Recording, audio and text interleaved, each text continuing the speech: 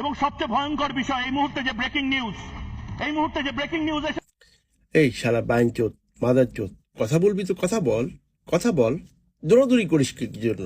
তোর কি গোড়া কিডনি হয়েছে? এই বাইনচোদ, তুই দৌড়াদৌড়ি করিস কি জন্য? আর বাংলাদেশ নিয়ে এত তোর মাথা ব্যথা কেন? তোর ইন্টারেস্ট কেন এত বাংলাদেশ নিয়ে?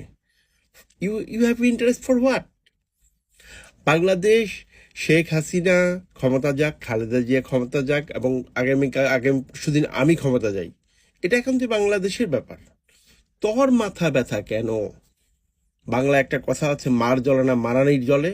তোর এত জ্বলে কেন? শেখ হাসিনা হলো একটা অশিক্ষিত মূর্খ সরকার। আমরা চাই ভালো একটা সরকার, যা কিনা দেশের উন্নয়ন করবে, জনগণের উন্নয়ন করবে, জনগণ দুর্নীতি থেকে রেহাই পাবে। আমরা চাই সেরকম একটা সরকার।